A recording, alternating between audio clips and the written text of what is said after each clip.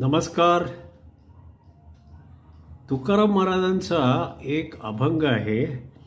विठ्ठल गीती विठ्ठल चित्ती, विठ्ठल विश्रांती भोग जया, विठ्ठल आसनी विठ्ठल शयनी, विठ्ठल भोजनी ग्रासो ग्रासी, विठ्ठल जागृती स्वप्नी सुषुप्ती, आन दुजे नेणती विठ्ठला विड, भूषण अलंकार सुखाचे प्रकार, विठ्ठल निर्धार जया नरा.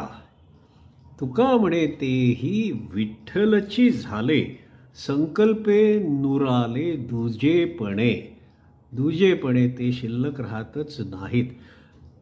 अभंग आणि अभंगांची प्रचंड आवड मला वयाच्या 22व्या वर्षापासून लागली आणि मी नेहमी अभंग ऐकतो आणि माझं आयुष्य माझ्या मते अभंगांच्या श्रवणांमुळे खूप समृद्ध आणि सुखाचं झालं आहे.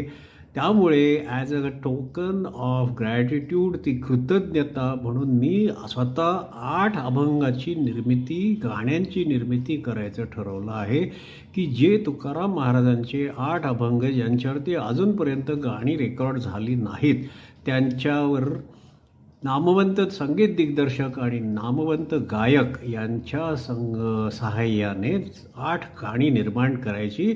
माझं आयुष्य अभंगांनी जसं समृद्ध झालं तसं जगामध्ये सगळ्यांनी, करोडो लोकांनी अभंग श्रवणाचा आनंद लुटावा ही त्याच्या मागची भावना.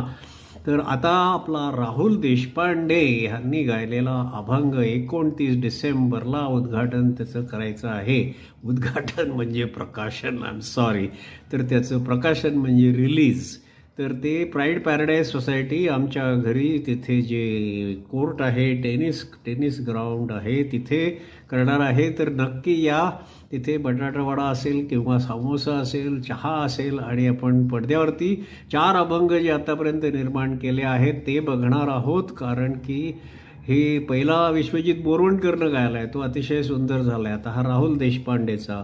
यशोदा बुतकरचे 2 आहेत, इतुले करी देवा, आणि दुसरी आहे कार्तिकीचा सोहळा. आता यानंतर आम्ही विचारणार आहोत सुरेश वाडकर यांना आणि Mahesh Kale has agreed to sing. म्हणजे काय चाललंय, काय दिलंय मजा. तर तुम्ही नक्की या. हे आग्राचं आमंत्रण समजून या आणि त्या प्रकाशन सोहळ्यामध्ये मला कंपनी द्या. थँक्यू. Bye bye.